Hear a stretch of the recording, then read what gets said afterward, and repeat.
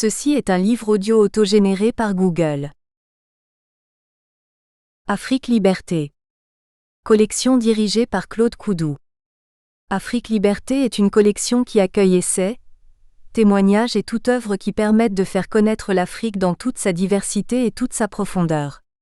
Cette collection qui reste ouverte se veut pluridisciplinaire. Son orientation sera essentiellement axée sur les rapports entre l'Afrique et l'Occident. Elle refuse l'afro-pessimisme et se range résolument dans un afro-optimisme réaliste. Sur quels repères fonder l'Afrique d'aujourd'hui ? Telle est une des questions majeures à laquelle cette collection tentera de répondre. Afrique Liberté se veut un espace qui doit explorer l'attitude de l'Africain ou des africanistes dans ses dimensions mentales, scientifiques, culturelles, psychologiques et sociologiques. Dans un monde en proie à de graves crises, un des enjeux majeurs de cette plateforme serait de voir comment faire converger les différents pôles de compétences pour hisser l'Afrique à la place qui doit être véritablement la sienne. Dernière parution. Adak Gilbert Kwasi, L'art dans la société ouai de Côte d'Ivoire 2010.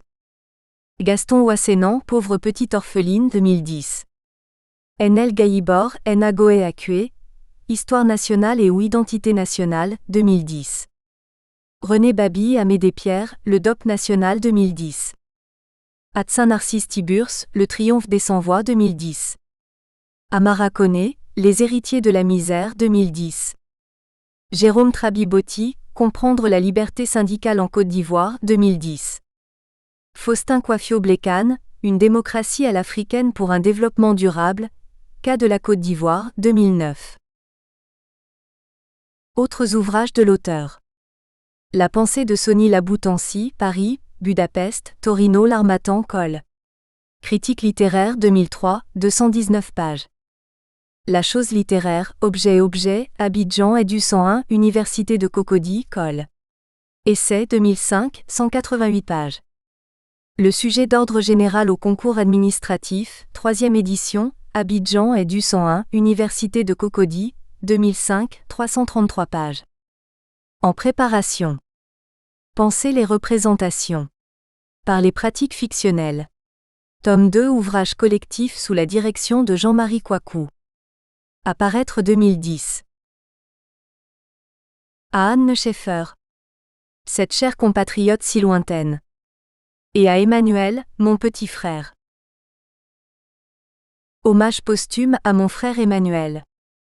Aujourd'hui, dimanche 7 juin 2009, à 8h30, j'ai fini de rédiger cet ouvrage. À 14h45, mon frère Emmanuel est décédé à la polyclinique, Pisam, à Abidjan. Déclaré comme tel, il a effectivement rendu l'âme à celui qui la lui avait donnée après une longue et éprouvante maladie, un cancer récalcitrant qui a fini par l'emporter. J'écris ces lignes et ces mots sans avoir vraiment la force de le faire. Mais je pense à lui si fort, à ses enfants, encore si enfants, à ce qu'il a si silencieusement et si douloureusement enduré. Je ne sais d'ailleurs pas trop pourquoi il est mort. Hier soir, au moment de se dire au revoir, il m'avait fait le salut militaire américain selon ses propres termes. Je retrouvais donc un renouveau de vie en lui, une conviction intime qu'il s'était accroché à celle-ci et qu'il avait rejeté la présence de la mort, cette sale ombre qui plane et rôde toujours dans les hôpitaux, ces lieux qui engloutissent tant de vie et tant d'espoir. Le deuil n'attend-il donc que l'on vienne au monde et il se met au travail, comme le dit Mertens ? Je n'avais pas compris que c'était là Dieu. Il croyait pourtant en Dieu. Tous les jours, il l'appelait à son secours. Même à la Pisam où s'est achevée sa vie. Dieu n'a jamais répondu. Pourquoi ? Je n'en sais rien. Toujours est-il qu'il est parti au moment où je ne m'y attendais plus vraiment. Mais à quoi sert-il de pleurer ? C'est fini. Il ne reste en fait que ces mots pour toi Emmanuel, toi mon petit frère dont j'ai toujours été si fier. Toi dont j'ai toujours apprécié la calme autorité, la pondération, le sens de la mesure et de la responsabilité. Emmanuel, si tu es déjà là-haut, là où on dit que Dieu est, n'oublie pas de lui demander à lui et à son fils Jésus pourquoi ils n'ont pas répondu à tes cris. Que leur as-tu donc fait qu'ils ne te pardonnent ? Je sais que la mort est notre limite éternelle. Mais là, 3 fois hélas. Que ceux et celles qui liront cette page se souviennent chaque fois de lui, mon petit frère, qu'il pense à lui comme s'il l'avait connu. C'était mon petit frère. Emmanuel, ton souvenir est ici à jamais gravé et la vie de cet ouvrage l'accompagnera toujours, l'arrimant aux yeux de ses lecteurs, ses chers et si bons lecteurs, ceux du moins, ceux et celles qui ne se privent jamais des premières pages de livres. Ils y découvriront la chaleur de ton cœur, la force de tes sentiments si nobles que tous ceux qui t'ont approché reconnaissaient déjà à ton sourire attachant. À bientôt Manu, cher petit frère. Garde-moi une place à côté de toi pour me dire ce jour-là, pourquoi Dieu n'a pas répondu à ton cri de souffrance. Ton frère Jean-Marie. Avertissement. Ce volume reprend le contenu du séminaire doctoral que j'anime depuis quelques années à l'université de Cocody, à Abidjan. Je tiens à exprimer ma profonde reconnaissance à tous mes étudiants, ce cher public attentif et curieux, parfois passionné, ainsi qu'aux auditeurs de circonstance et aux collègues qui sont venus, chacun apportant sa contribution intellectuelle jusqu'à, certaines fois heureusement pour raison de science, me conduire à réorienter des perspectives que je croyais définitives et m'amener alors à en découvrir de nouvelles.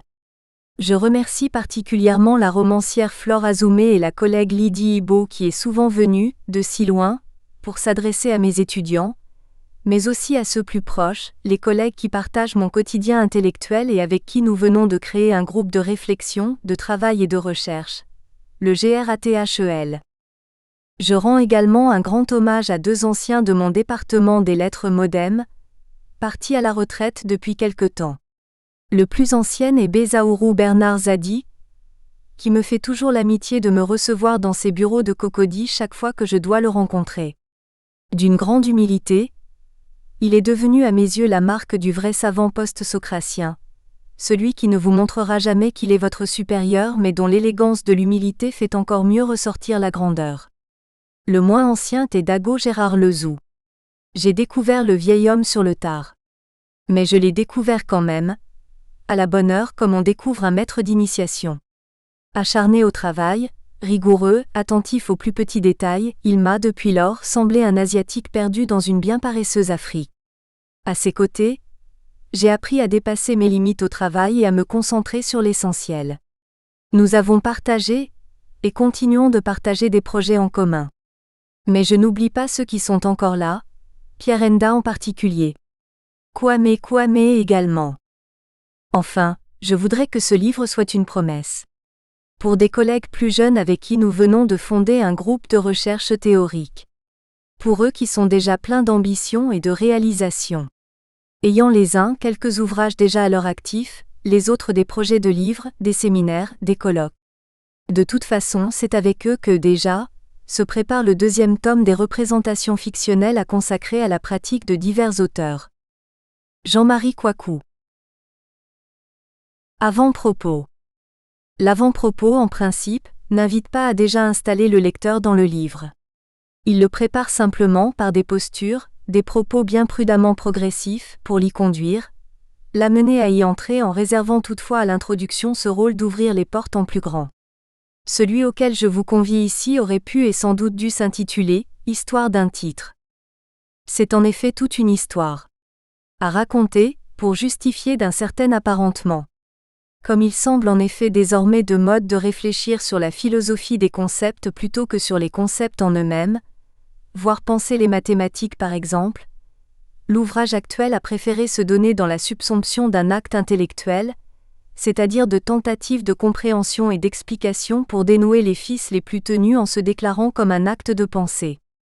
Aussi a-t-il reçu le titre suivant, « Penser les représentations fictionnelles ». Il ne croyait pas pour autant tant se compliquer la vie. Et pourtant, au début de cette année 2009, Guy Laroux, collègue de l'Université de Toulouse, par ailleurs époux d'une collègue de mon département, Béatrice, est venu à Abidjan. L'ayant reçu à dîner, nous avons naturellement parlé de littérature et notamment, je lui ai évoqué cette question sur laquelle j'étais en train de réfléchir. Je lui dis en même temps que j'avais l'intention de constituer la somme des résultats en un ouvrage qui serait intitulé comme ci-dessus indiqué. Il me montra son intérêt en m'invitant à consulter un livre que les séminaires de son université avaient récemment publié sur la question des dispositifs, plus précisément celui de la scène, qui touche nécessairement à la notion de représentation. Et comme je devais me rendre à Paris au mois de février, il me promit de m'expédier le dit livre à l'adresse que je lui indiquerais. Chose dite, chose faite donc. Le 5 février 2009, lorsque j'étais effectivement à Paris, je recevais en effet dans ma boîte du 49, avenue Jean Lolive, une enveloppe moyenne avec au dos, l'inscription Guy Laroux comme expéditeur. Grande, vous le devinez, fut ma joie. J'ouvris donc l'enveloppe. Elle contenait bien un livre. Grande, vous ne pensez pas, fut pourtant également ma surprise. Devinez donc quoi? Ce livre s'intitule, comme vous le verrez dans la bibliographie qui achève le présent ouvrage, Discours, images, dispositifs. Mais c'est en son dernier segment qu'il m'a frappé en se sous-titrant Penser la représentation. Quelle coïncidence! Que faire pour ne pas répéter du déjà dit? J'étais déjà trop bien avancé dans la rédaction de mon ouvrage pour reculer et surtout, sa logique interne, son orientation, son intelligibilité, tout cela ne pouvait plus être modifié sans que je ne touche profondément à l'envergure, aux intentions et à l'ossature du travail qui le font dans sa structure interne, même de manière intuitive. Je décidai donc de lire l'ouvrage en question réalisé sous la direction de Philippe Hortel. Heureusement, en fin de compte, je suis parvenu à la conclusion qu'il ne s'agissait pas tout à fait de la même chose. En effet, ma préoccupation porte essentiellement sur les représentations produites sous le mode d'un récit, parfois d'un drame, les fictions mises en histoire qui supposent un certain parcours, une certaine durée et un certain devenir. Par exemple ici, la représentation prise sous le mode de l'écart stylistique m'intéresse bien peu. Le livre des séminaires de Toulouse a une vocation et une intention plus globale, et surtout, ce qui le préoccupe le plus semble être la question des dispositifs. Je décidai donc de conserver mon titre initial en hésitant toutefois à proposer plutôt « Pour une théorie des représentations fictionnelles ». Pourquoi pas? Mais pourquoi ne pas non plus conserver le précédent? Sachant que les premières intuitions ne nous trompent que bien peu souvent, j'ai compris que la première formulation était plus près de ce que je souhaitais vraiment faire. J'ai même du reste pris le soin de citer Philippe Hortel et Bernard Vouilloux pour bien marquer l'originalité de ma démarche par rapport à la leur.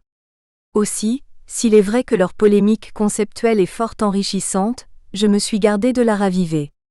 J'ai préféré opter pour une approche qui prend en compte leurs préoccupations respectives, sans y voir une dialectique de l'impossible rencontre. Jean-Marie Coicou. Les choses commencent quand l'archet s'absente, justement, et le commencement apparaît quand elles prétendent commencer. Michel Serres.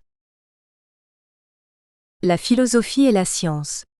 Ce nom ne signifie pas que la philosophie ait pris modèle sur les autres sciences, et qu'elle réalise à la perfection ce modèle dans l'idéal. Si le nom de science prend la place du nom philosophie, c'est qu'il puise sa signification à partir de la nature de la certitude de soi. Martin Heidegger. Contour, entoure et théorise de base. Un rapprochement a maintes fois été établi par la critique littéraire entre l'ouvrage de Mehmed Effendi paru sous le titre Le paradis des infidèles 1 et le contenu des lettres persanes de Montesquieu.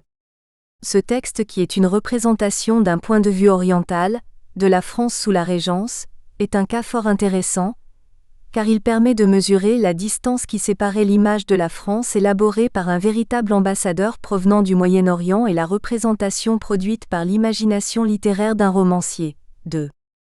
Il offre surtout l'opportunité, aux critiques de la littérature, de rappeler combien toutes les représentations fictionnelles sont une catégorie particulière dans le vaste champ des reproductions, des figurations et des constructions parce qu'elles épousent plusieurs champs dans le même moment.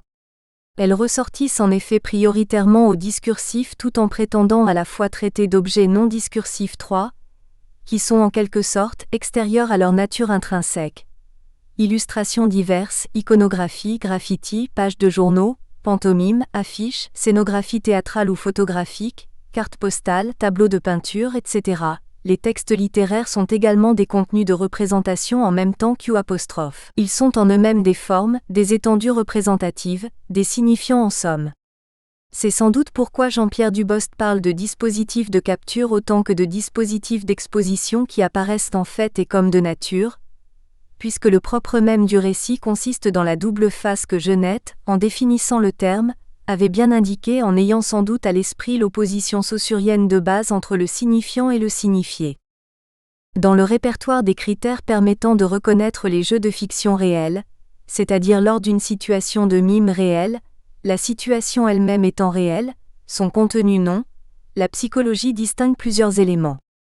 Lorsqu'il s'agit d'une fiction diégétique, on ne peut pas conserver tous ces critères 4, en raison de la différence des situations d'âge du créateur, l'enfant d'une part, l'adulte auteur de livre de l'autre, et de la nature des représentations.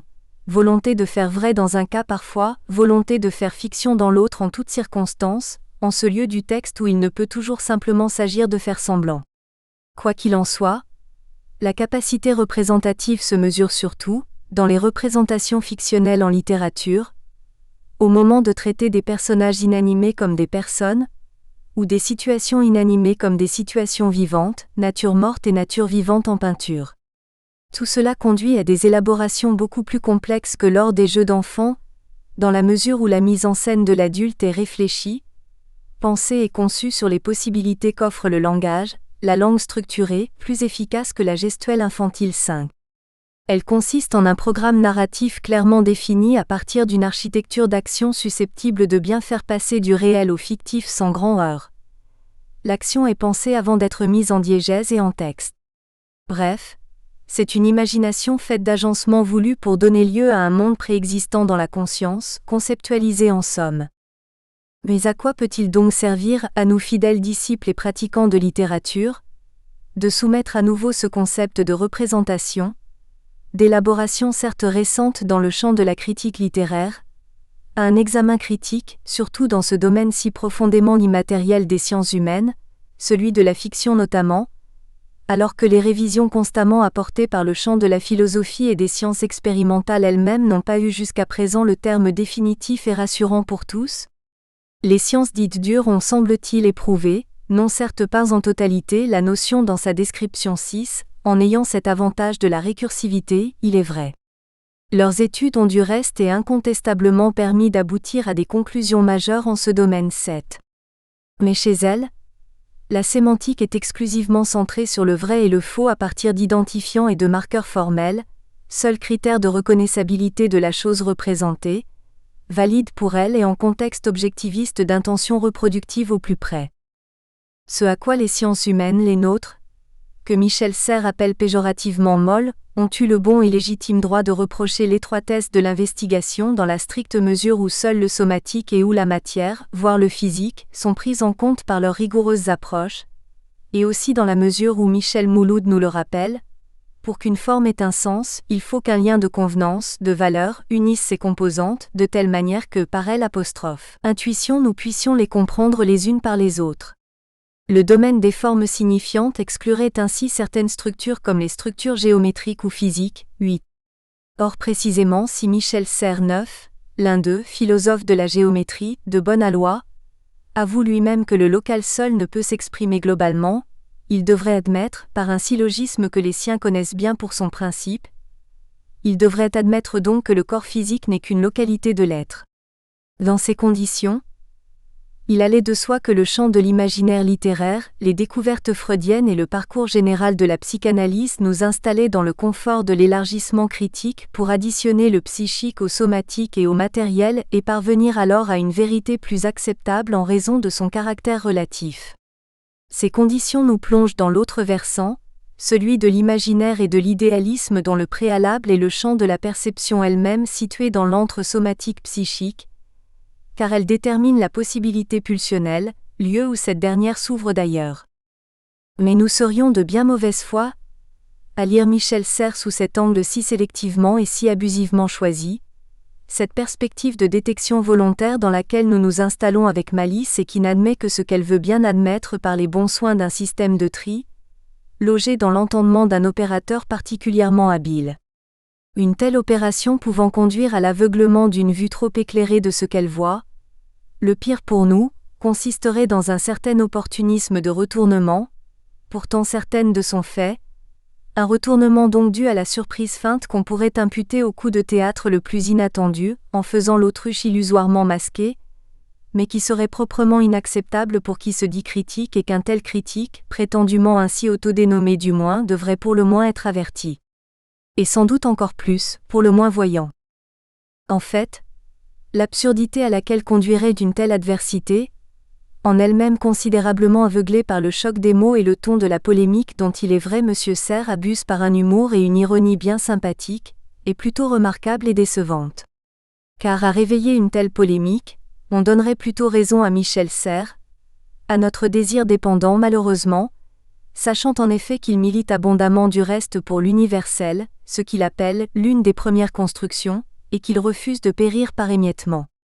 Il rappelle d'ailleurs au besoin, à ses pères géomètres et disciples des sciences dures comment dominantes, les sciences humaines leur apprirent en ce laps de temps à ne pas seulement nous aimer les uns les uns, mais à reconnaître et respecter le droit des cultures, genre, sexe, langue et usages autres. Ainsi, par l'humilité à laquelle on reconnaît le vrai savant, le digne héritier de Socrate, duquel tous se reconnaissent, il aurait sans doute comme ce pionnier invité ses pairs à un devoir de reconnaissance, devoir, de nous les gens de lettres, savoir gré d'avoir ouvert ces multiplicités variées 10. Rendons donc justice, par le retournement naturel le plus légitimant, sans certes lui rendre religieusement grâce parce que le fondement de l'analyse est à la récursivité. Rendons, comme nous le disions donc, grâce à ce discours universaliste heureusement et adroitement dénué de la prétention scientiste, presque primaire et orthodoxe, à laquelle les extrémistes du genre ont habitué leur public en déniant à tout va le caractère scientifique à toutes ces disciplines qui à leurs yeux sont si évasives et si inconstantes.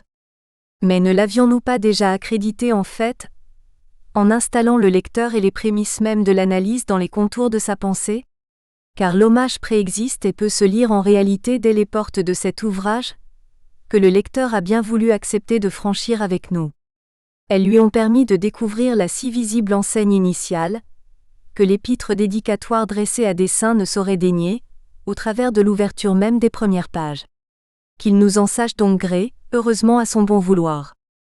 Nous lui avons en effet réservé, à Michel Serres bien entendu, l'incipit et le droit de livrer en premier, à notre place même, pourtant légitimement méritoire du fait de notre posture d'auteur du propos, l'atmosphère de l'analyse à venir qu'on invite à bien situer dans le champ de la physique concrète pour ces choses qu'il évoque et dont la concrétude se mesure précisément à leur formation même, en sachant toutefois qu'il pourrait aussi agir de ces choses informelles qui ne sont que du seul ressort des idées, de référents psychologiques qui demeurent dans le domaine du jeu. Il n'y a donc pas à s'autoflageller en s'administrant un tort qui n'en est pas vraiment un. À moins peut-être de vouloir tant satisfaire le plaisir d'autrui qu'on en viendrait, par le masochisme le plus primaire et le plus surprenant, à chercher à ne pas frustrer son propre ego dont la moindre égratignure, par cet autrui si injustement vexé et justement revanchard, serait de nature à nous blesser plus encore. Mais, est-ce totalement de notre faute en réalité que d'accréditer les mutations du discours critique actuel, ouvert sur une extériorité qui a indéniablement permis d'enrichir la poétique des textes de multiples apports ? Et faut-il se prévaloir si injustement d'une telle propriété susceptible de heurter le bon sens juridique ? L'ouverture en soi indiquait déjà le chemin de la réponse, et le lecteur le plus attentif a sans doute perçu, avant même notre invite qui heureusement au demeurant est loin d'être tardive, et aussi avant l'atmosphère générale qui prévaut dans le discours théorique actuel, l'indissociabilité au creux de la recherche depuis quelque temps car un mouvement est communément dressé au seuil des frontières devenues si poreuses, sans doute à cause de Saussure, ces frontières qui se sont certes dans la prudence ouvertes entre sciences humaines et sciences dites dures que tout, et surtout tous, attestent agréablement pour la bonne surprise de nos jours. Il est de fait et de plus en plus, question de donner désormais le statut scientifique à ceux, et à celles bien entendu aussi, qui n'y avaient pas droit et de chercher non plus seulement à connaître, mais plutôt, également à comprendre les sensibilités et la profondeur à quoi nous invitent d'ailleurs opportunément par exemple les lettres.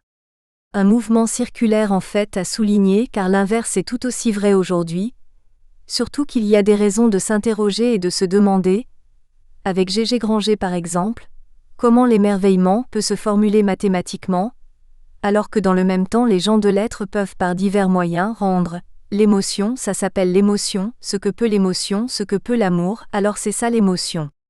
C'est pourquoi Gégé Granger nous invite à ne pas contester que la connaissance qualitative puisse prétendre à atteindre un statut d'objectivité, qu'elle n'a aucune raison de céder entièrement à la connaissance quantitative. 11. D'autant que, avec réussite. Depuis Tropisme, où Nathalie Sarraute parle déjà des choses à demi exprimées, et du sentiment subtil et délicat qu'elle ne semblait pouvoir traduire, T27, jusqu'à Enfance où elle ne donne à cela aucun nom, E127, la romancière a placé l'enjeu de son écriture dans l'écart qui sépare la langue de son référent. Le langage entre avec Nathalie Sarraute dans l'ère du soupçon parce qu'elle le confronte à l'insaisissabilité verbale des sensations, des impressions fugitives, des émotions passagères que la vie de l'esprit laisse sous silence. Ainsi, cette vie sensible, aux mouvements infimes, enfouie dans l'intimité la plus secrète que Nathalie Sarraute nomme les tropismes, met la parole face à son impuissance à nommer l'inédit. 12. Du reste, l'ère post-structuraliste que nous traversons aujourd'hui nous invite bien à une appréhension plus globale justement, car elle nous offre une juste sortie du caractère systémique grâce à l'amont que l'influence de la parastructure permet et par l'aval des effets de sens liés à l'imaginaire qu'elle a ajouté à la poétique des textes avec succès. Nous venons de le souligner. De toute façon, c'est un fait de scientificité élargie, un fait contemporain initié par la linguistique saussurienne qui, aux yeux de Lacan, est une science galiléenne telle que Coiré l'a définie. Elle a un objet empirique et radicalement contingent au même titre que la physique. Et au même titre que la physique, elle est mathématisée, sinon que la mathématisation ici ne doit rien à la mesure et tout à la littérarisation contrainte, avec pour première conséquence, la mathématisation se révèle pouvoir être entendue autrement qu'U'. On avait supposé et pour seconde conséquence, qu'il y a science galiléenne de ce qu'en termes antiques, on eût attribué à la convention ou en termes modernes, à la culture, la langue 13.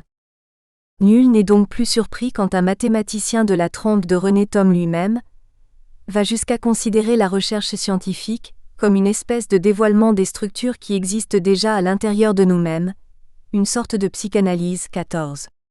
Son attitude se trouve d'ailleurs bien attestée depuis fort longtemps déjà, et il ne reste plus simplement qu'à l'agréer.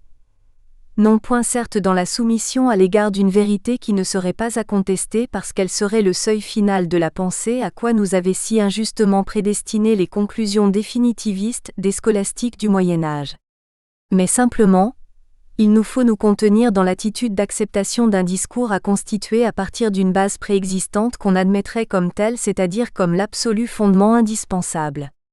Ne serait-ce simplement pour la seule, et sans doute valable raison qu'on se laisse tous aujourd'hui investir par le souvenir de ces réflexions de Saint John Perse sur ces liens entre science et poésie que ces réflexions nous invitaient à ne pas considérer comme frères ennemis, dans la mesure où dans un champ comme dans l'autre, l'interrogation est la même qu'ils tiennent sur un même abîme, et que seul leur mode d'investigation diffère. 15.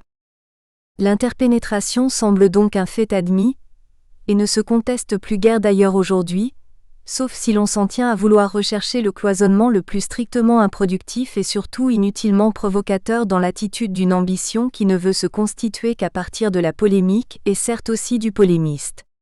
Il ne reste donc qu'à en tirer le meilleur profit auquel de toute évidence, la cohérence même du propos et de la démarche nous invite, car elles ne trouvent leur fécondité que dans ces apports réciproques qu'il nous faut bien prendre comme un axiome. Justement, aussi bien que nous y sommes, qu'avons-nous donc finalement à apprendre ou au contraire à perdre ou à redouter de ces sciences sinon précisément et très opportunément que cette modélisation qu'elles nous apportent ?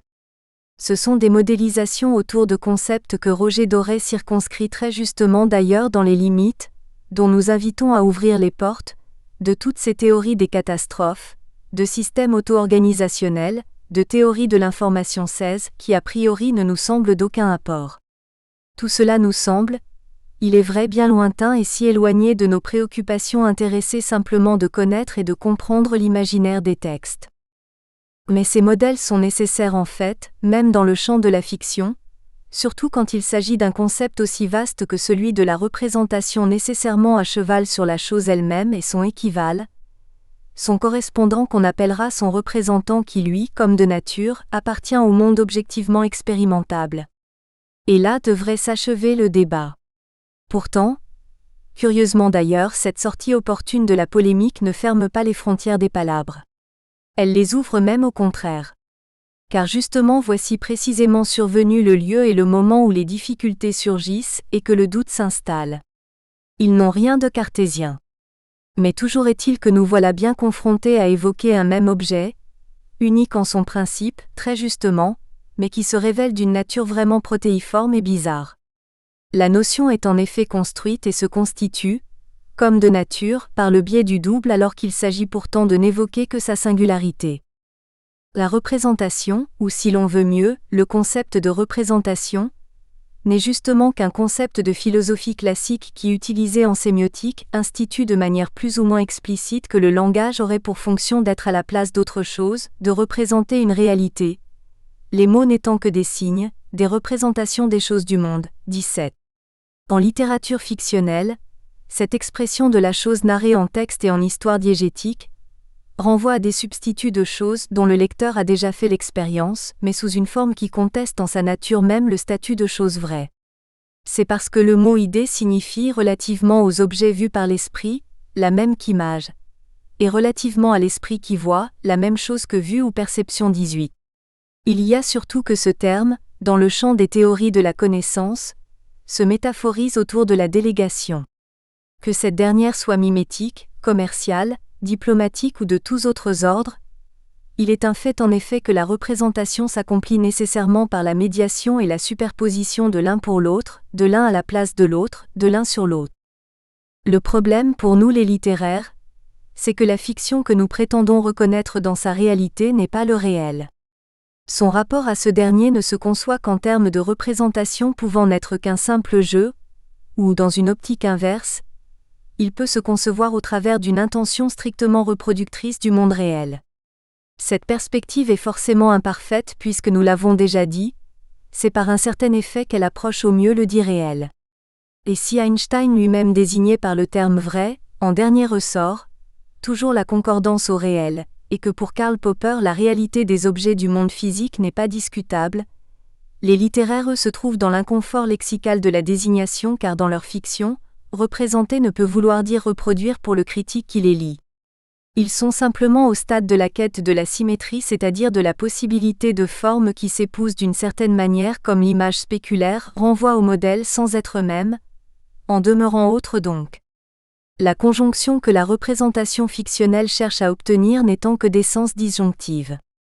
D'ailleurs, Philippe Fauré-Frémier dit plutôt crûment que si le sens commun constitue des objets pondérales, ceux-ci ne sont que la représentation grossière et pratique, à la mesure de la sensation, du monde atomique et transatomique que construit le physicien. 19.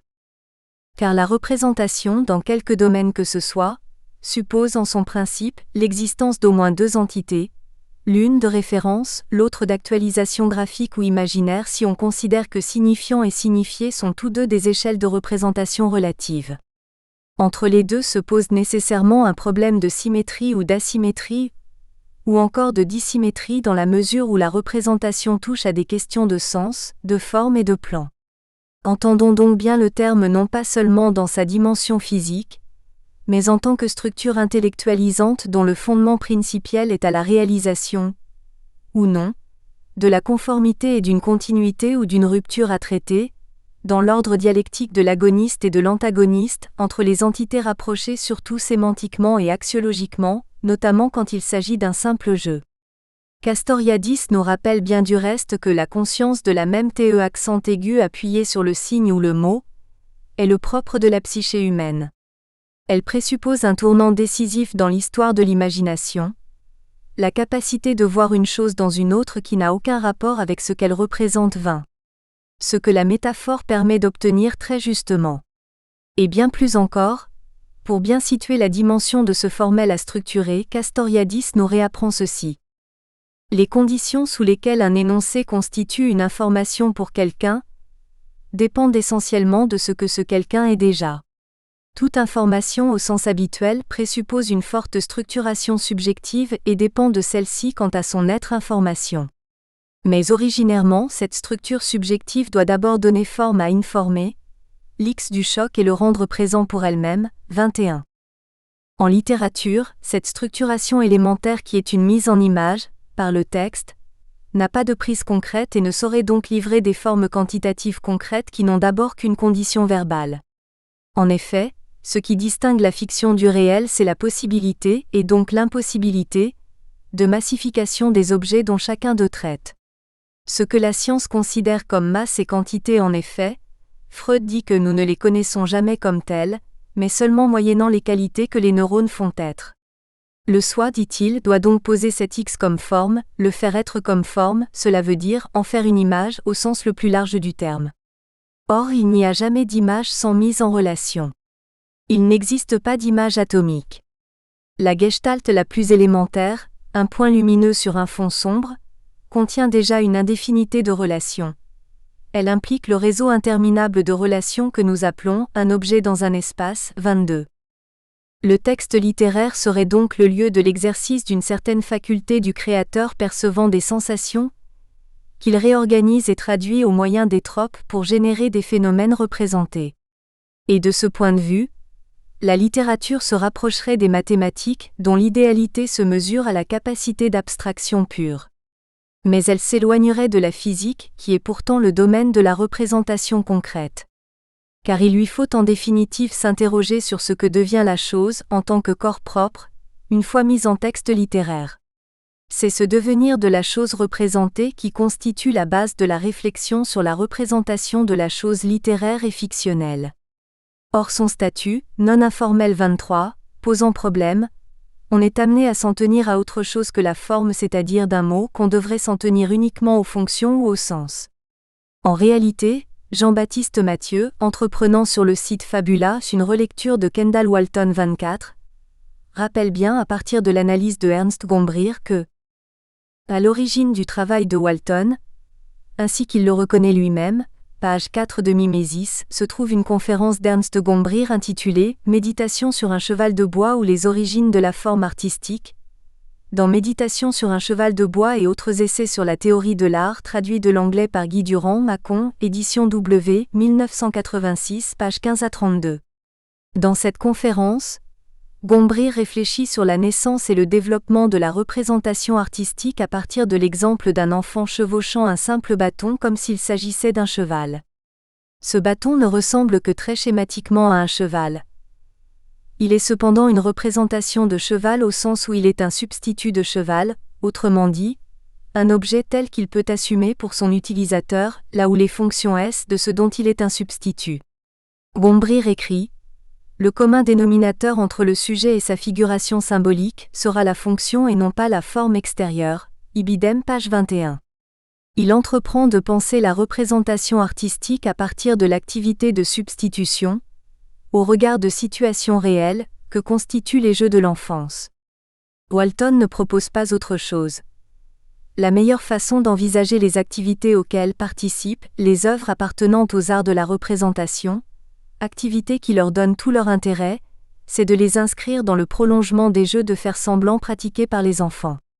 En fait, je plaide pour qu'elles soient elles-mêmes considérées comme des jeux de faire semblant, et je tâcherai de montrer que les œuvres appartenant aux arts de la représentation fonctionnent comme des supports dans de tels jeux, de même que les poupées et les ours en peluche dans les jeux des enfants.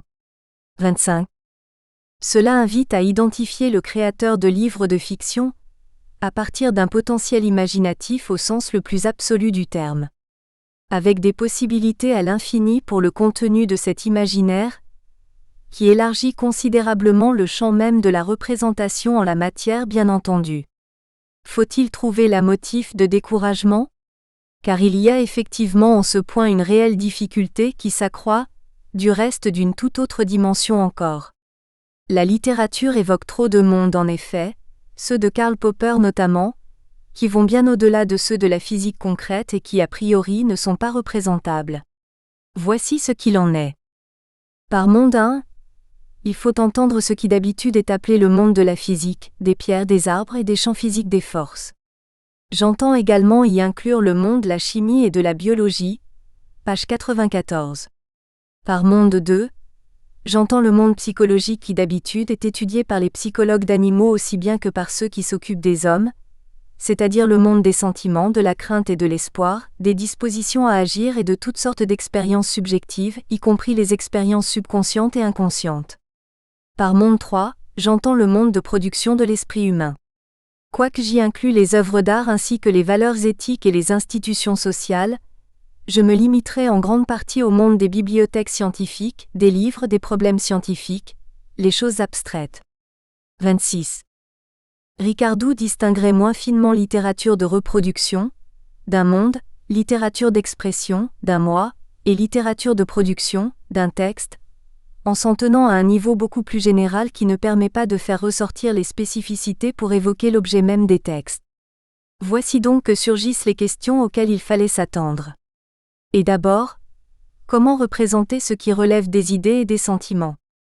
Ou même, simplement, on est parfois, disons plutôt souvent, dans l'impossibilité de la correspondance lexicale la plus exacte, ce qui constituerait conséquemment la notion de symétrie littéraire, lorsqu'il s'agit dans le cas d'une représentation à ambition reproductrice, mimétique, comme au XIXe siècle français, qui nous révèle crûment notre propre incapacité et nos limites de critique ou même de praticien du genre.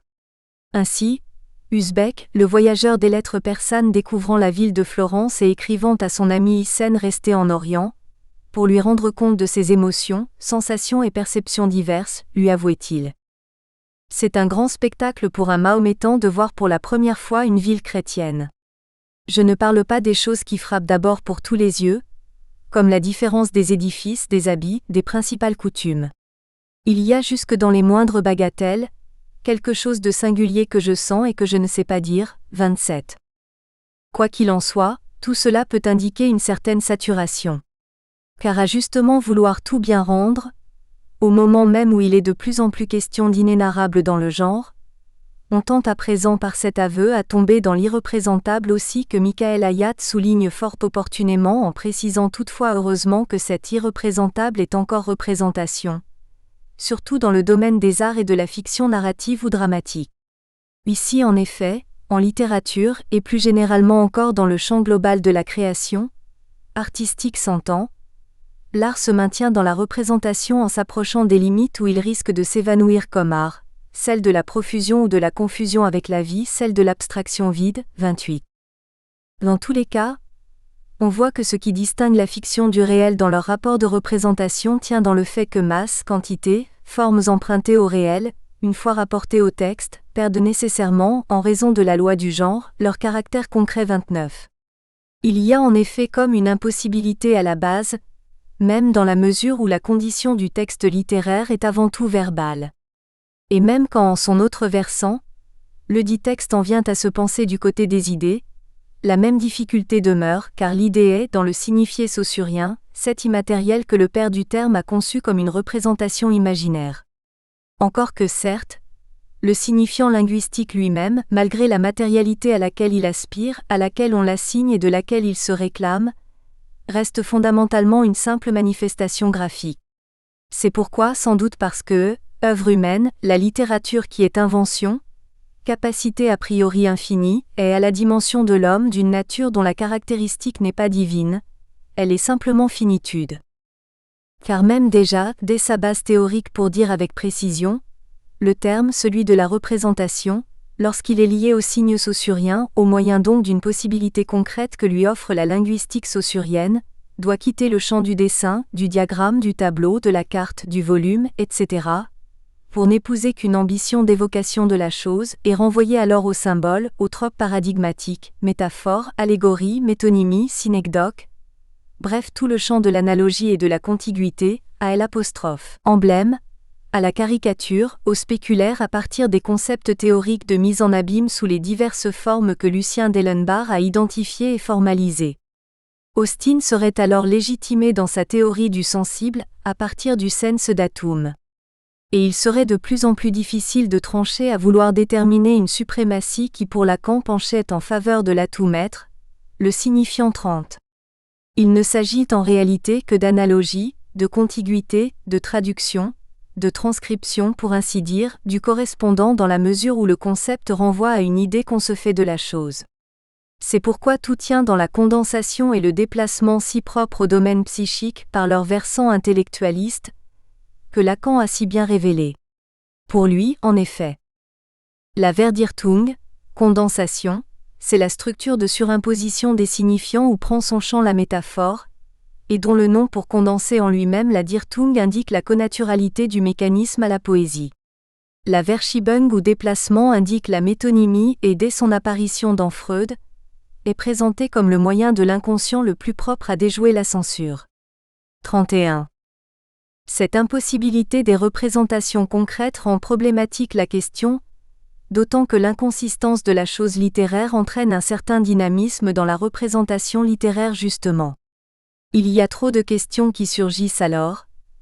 Quelle est la stabilité de l'objet représenté dans la continuité du texte, dans la continuité relationnelle de l'original à la copie par le moyen de la perception? Les agrégats de représentation littéraire sont-ils suffisants? Où commencent les choses et quand s'achèvent-elles? En totalité du point de vue des formes et des dispositifs? Ou de manière partielle et donc nécessairement partiale? Qu'est-il possible de représenter? Bref, tout se détermine a priori en termes de parcours, de perception, de combinatoire, de sens surtout à partir d'une base de pertinence des domaines qui apparaît comme nécessaire. Le danger existe toutefois en raison de la tentation formaliste et du reste, François Urvois fait bien de craindre que la réduction de toute connaissance à la forme scientifique entraîne la séparation radicale entre savoir et détermine son action. Comme on ne peut agir dans le noir, il ne reste soit qu'à prendre dans l'expérience ordinaire les déterminations de faits, désirs, contraintes, comme principe et ramener toute recherche pratique à des investigations techniques selon la question: comment atteindre avec la plus grande efficacité et le moindre coût un but donné? Soit, si on veut échapper à la confusion ultime du droit et du fait, à remonter à une forme universelle mais vide. 32. En fait, et au vu de tout ce qui précède, il nous faudra peut-être pour une conclusion impérative, définitivement parvenir à concilier l'antagonisme, logique en son principe et surtout en sa manifestation aussi, l'antagonisme de la dyade quantité-qualité que Gilles Gaston Granger soulevait fort à propos en citant Hegel. Pour lui, cette opposition, en effet, recoupe celle de la logique objective antagoniste de la logique subjective. Il opposera à son tour deux sens du quantitatif. L'un de dénombrement, l'autre de mesure, où le lien au nombre s'efface en faveur de la correspondance entre des opérations portant sur l'objet, et un système d'êtres mathématiques dont la relation originaire au nombre ne limite pas sa portée plus générale. Le problème devient celui de l'accès d'une connaissance qualitative à l'objectivité. C'est en scindant ce dernier concept en différence et en forme, cette dernière ayant pour support l'espace, qu'une solution se dessine selon l'auteur. En fait, ce sont deux états de la représentation comme mesure et comme forme, dans lesquels se nourraient les rapports entre quantitatif et qualitatif. C'est toujours en fin de compte sur l'idée de structure que l'on tombe comme support d'un modèle abstrait d'une figure par où se dissocient les rapports entre forme et représentation, dans l'espace intuitif. L'invariance permettant des formes indépendamment de la spatialité. 33. C'est certainement en transcendant cette contradiction dialectique ainsi inscrite au fondement logique des rapports entre sciences exactes et sciences autres, disons subjectives à défaut de mieux, que nous pourrons transformer une telle relation d'antagonisme en relation agoniste. De là, il nous sera plus aisé de déterminer un modèle fondé sur l'abstraction, un modèle littéraire de la représentation qui ne dénierait pourtant pas sa capacité quantitative. Puisqu'en définitive, André Green évoque un certain secours du qualitatif auquel viendrait le quantitatif. Pour une sortie heureuse des frontières propres. Dans l'ouvrage actuel, il sera question d'un essai de construction théorique. C'est pourquoi nous avons choisi un titre qui se désigne en tant que mode de réfléchir. 34.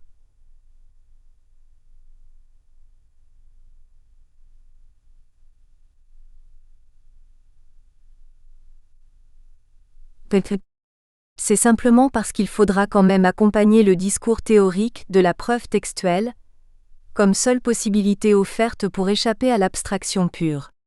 Une telle optique suppose de déterminer les dispositifs mêmes d'une représentation a priori imaginaire, qu'on pourrait appeler les figures de la représentation. Figure prendrait alors un sens dérivé de la poiesis, susceptible d'en référer aux matériaux producteurs générés dès le processus de perception. Car voici du moins pour nous, où se localise d'abord l'espace de la création chez un littéraire, narratif ou dramatique, partagé entre création et imagination dans un espace se révélant à terme, comme un processus de recombinaison, voire une combinatoire. 35. Mais il sera aussi question de l'objet et du contenu même de ces représentations de nature fictionnelle à travers la dimension référentielle qui, certes, s'auto-conteste en son principe. C'est par cet abord qu'on découvrira les figures de l'autre. Entendons le terme comme Lacan l'entend par le biais de la référence collective, que justifie l'A majuscule utilisée par lui, à dessein donc pour le distinguer de l'A minuscule relatif à l'autre individuel, et les figures de soi qui en toutes circonstances constituent ce qui semble presque toujours préoccuper les auteurs. Ici se dévoile la question identitaire en ses dimensions les plus extensibles, qui n'oblige pas à simplement s'en tenir au caractère anthropomorphe dans la mesure où le texte narratif descriptif, en tant qu'il est roman du moins, semble être le lieu d'un exercice où l'on cherche à identifier quelque chose ou quelqu'un à les représenter. En définitive, l'ouvrage devra parvenir à une caractérisation sémantique de la chose représentée et des processus par lesquels elle l'est, en déterminant au plus près la valeur des segments représentatifs en régime fictionnel. Nous nous en tiendrons ici à une dimension logique, car c'est sans doute la discipline qui s'intéresse le plus à la question du vrai et du faux. G. Frege l'a suffisamment démontré. Encore qu'il va falloir bien définir les frontières du vrai en ce domaine de la fiction dans ses rapports au réel. Mais il va falloir aussi et surtout en référer au champ théorique balisé par les perspectives mathématiciennes appliquées aux sciences humaines de René Thom, celle de la sémiophysique, pour comprendre les phénomènes de traces et d'indices décelables par le moyen des concepts de saillance et de prégnance qu'il a mis à jour.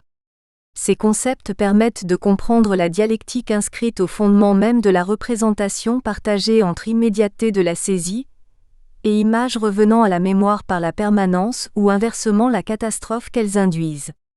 C'est-à-dire donc entre rupture de l'instant et continuité temporelle, accident et permanence. Il va sans dire que les modes et les formes que revêtent de pareilles reconstitutions seront au fondement de l'analyse comme mesure de stabilité, et sans doute aussi de quantification. Il en va ainsi par nécessité que le genre impose en fait.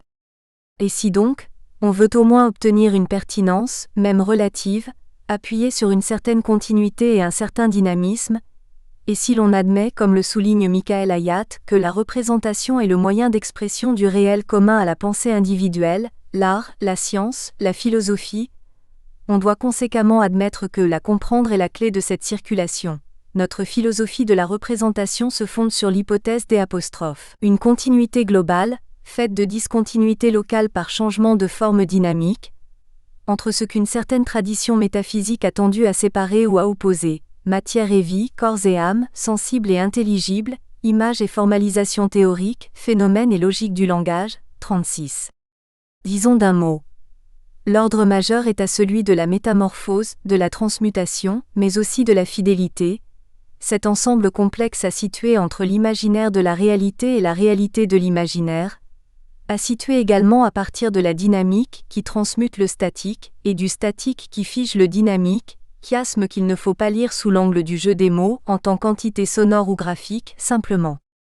Il est vrai que la question de la représentation, pour autant qu'il faille la situer dans le champ de la perception, si cette dernière en tant qu'instant de contact avec, doit bien entendu être admise comme son préalable 37, cette question donc en soulève indiscutablement une autre en effet qui est son pendant de principe et de fait. Il s'agit de toute évidence, comme de nature d'ailleurs, de ce lien fondamental unissant sujet percevant et objet perçu à établir dans une dialectique du nécessaire et de L', arbitraire incompréhensible hors le contexte de remise en cause de la raison.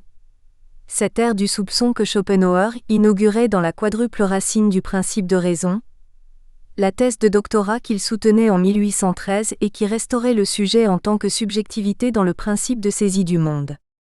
Par là déjà, les fictions de l'ère post-réaliste ont tendu à verser dans la fiction en soi en s'éloignant progressivement du narrateur impersonnel, le il, et de la focalisation omnisciente. Si l'on peut dire que ces positions ont trouvé une expression cohérente qui les rendait structurellement lisibles dans le domaine de la pensée philosophique, on peut leur trouver une application pratique dans les textes littéraires actuels où tout tend à définir une relation au monde nécessairement problématique, car le lien n'est toujours ici des sens, notamment de celui de l'œil dans par exemple, cette école de balade visuelle et psychosensorielle à laquelle s'est inscrite le nouveau roman surtout de manière concrète. Ces débats philosophiques trouvent donc place dans la littérature de notre temps et posent la question essentielle, que le nouveau roman par exemple se pose du reste très bien, la question de la valeur. Admettons les deux seuls possibles en logique, le vrai et le faux.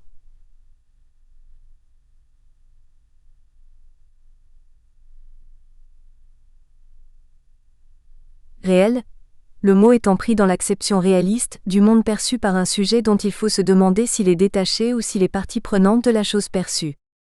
D'un mot, on pourrait dire que subjectivité et objectivité sont prises dans une relation dialectique bien complexe.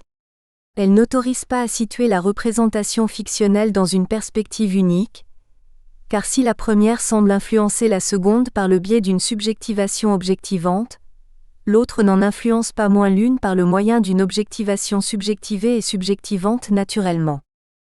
Bref, il nous faudra bien trancher à partir de la question qui hante ces pages depuis le début de l'ouvrage et qui s'accompagne de bien d'autres. Y a-t-il un modèle littéraire de la représentation dans le domaine de la fiction distinct des autres modèles ? Il est vrai, les représentations fictionnelles sont à entendre comme des œuvres de fiction, et à l'image de celles-ci, ce mot qui, au sens courant et banal, désigne une imitation du monde, de la vie que nous y menons et de la manière dont nous cherchons à nous en rendre compte à nous-mêmes. 38. En cela, elle serait à cheval sur des principes de continuité et de prolongement du monde réel, fiction dérivée, et sur des principes de rupture avec ce dernier, fiction autonome, comme Aragon pendant longtemps a tenté de les pratiquer. Mais n'en serions-nous pas encore par là, c'est-à-dire sur ce point, à la distinction proposée par l'opposition cartésienne versus conception non cartésienne, en raison de la superposition qui contraint le livre de fiction à être sémiologie, parce que ici, le réel est toujours une construction sémiotique, à être un jeu et mimésis à la fois, parce que ici, le littéraire est parfois ambition de vraisemblance d'un réel que les physiciens disent voilé, il est vrai ? Et comme le littéraire ne cherche pas à connaître, mais plutôt à éprouver, sommes-nous autorisés à envisager la question du côté de la forme ? Peut-être faudra-t-il simplement s'en tenir à l'émotion procurée par la chose, à la fonction qu'on lui assigne, sans oublier que tout cela tient à l'intérieur de dispositifs divers et prend son principe de génération dans le préalable de la perception. Encore que ici, la théorie d'Austin fondée sur la prévalence des sens datum 39 oblige à certains détours pour distinguer la chose en soi et le sensible de cette chose, sans doute à la manière de Schopenhauer. Voilà donc ainsi avouer que la littérature n'est pas orpheline, et qu'il nous faudra tenir compte de la fraternité qui l'englobe dans une très grande diversité, mais qui heureusement, ne lui dénie pourtant pas sa singularité. Tant s'en faut d'ailleurs. Car si la lettre a trouvé sa condition dans la poétique élargie à quoi nous convie l'ère post-structuraliste actuelle, il arrive qu'elle soit désarrimée avec l'imaginaire, à quoi aboutirait l'écriture de Joyce, et cela rend d'autant plus sensible à contrario ce mariage de la peinture et de la lettre que la poésie et la calligraphie chinoise consacrent. 40. Toute connaissance provient de la perception externe. S. Freud. Et ce sont ces menues conquêtes qui font qu'on s'aperçoit que la route est ouverte.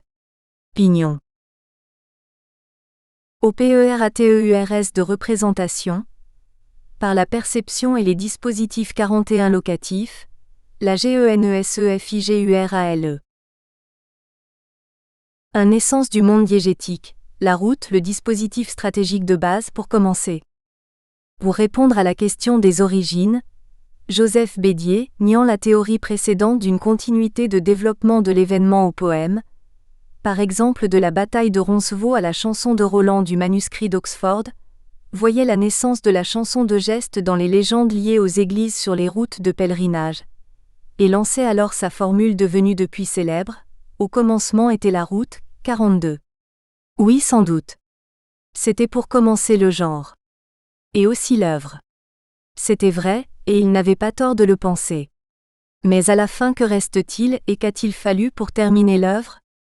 Sans doute rien de mieux sinon encore et toujours que cette même route, cet ultime ami du romancier admis pour ainsi dire, dans le processus de voir le monde qui se laisse alors découvrir à lui pour se donner à être gravé puis à être lu sur une page qui n'est qu'à naître, par lui et avec lui, un monde en devenir en somme, à reconstruire surtout. Cette route, consacrée par l'histoire personnelle et l'histoire elle-même, consacre aussi l'histoire, l'anecdote fictionnelle et fait de l'écrivain un créateur de monde et un créateur d'histoire qui a un projet défini à réaliser, qui est prophète des temps nouveaux et qui veut aider à l'accouchement du monde. 43. Ainsi, Daniel Fontaine rappelle comment chez Descartes, en d'autres termes, le recours à l'image du chemin est toujours lesté du poids de l'expérience vécue des voyages puis de l'exil en Hollande, lui-même itinérant. 44. Joseph Bédier ne croyait donc pas si déjà bien dire alors, et se trouvait aujourd'hui si confortablement conforté par ce qu'il nous est de plus en plus donné à lire en effet à partir de ce dispositif de base, le premier support de la représentation d'un monde fictionnel qui naît et qui vient au lecteur sans que ce dernier ne soupçonne son existence curieusement discrète pourtant. Il est vrai que Pérec avoue explicitement cette démarche fondée sur le « comment regarder le quotidien » qu'il adopte. C'est une attitude dont il dit qu'elle est au départ de textes comme Les Choses, Espèce d'espace, cette tentative de description de quelques lieux parisiens, et du travail accompli avec l'équipe de Cause Commune autour de Jean Duvigneau et Paul Virilio, Burgelin. Le roman semble du moins fortement tributaire à ce niveau, de la philosophie rationaliste et moderne selon laquelle le monde n'est connaissable que pour autant qu'il se manifeste à la conscience humaine. 45. Ce départ sur les origines routières de l'imaginaire fictionnel donné à lire dans les diégèses narratives, et qui marque un certain enracinement, trouve sa pertinence dans le fait qu'il accrédite et justifie fort opportunément la condition même du monde diégétique dans son originarité générative et génératrice, comme condamné, à son bon gré et par sa nature même, à se déterminer semble-t-il dans le parcours et aussi en tant que parcours qui le remodèle à chaque fois. Husserl avait bien saisi cette dimension, lui qui, selon Raphaël Célis, est le philosophe qui a le plus profondément mesuré la portée cosmogénétique de l'imaginaire qui s'est développé après lui à la faveur de l'exploration de l'espace terrestre. 46. Toutes les occurrences fictionnelles ont pour ainsi dire un correspondant dans le passé, dans les mythes, dans les rêves, les fantasmes, la vie réelle elle-même, etc., dont l'auteur d'une œuvre donnée a plus ou moins fait l'expérience. Et aujourd'hui encore, en 2009, nous voilà toujours redécouvrant par exemple les journées de soleil qui ouvrent Philippines et font voir dans les rêves du narrateur toutes les réalités en vrai, et sans que cela ne soit anodin, ces journées ont curieux hasard une adresse inoubliable, rue Philippe, 47. Voici pourquoi il nous faut nous interroger sur la question originaire du lieu où prend primitivement naissance et se génère, en quelque sorte pour s'accomplir, la représentation présentée par la fiction littéraire avant de soulever l'interrogation du lien entre cet apercevoir transmuté et ce sujet percepteur qui, ensemble, constitue l'espace de la création fictionnelle. C'est d'ailleurs une obsession qui hante toute la fiction des Philippines, roman en lequel ce qui compte toujours c'est de revenir au point de départ. En effet, revenons. Voilà le secret. Parcourons sans aucune conscience le chemin du revenir, p. 31. Car aujourd'hui encore, la route se trouve investie de la même puissance et de la même autorité que la critique lui a attribuée. Nous espérons que vous avez apprécié cet aperçu. Pour continuer à écouter ce livre audio sur Google Play Livres, utilisez le lien dans la description de la vidéo.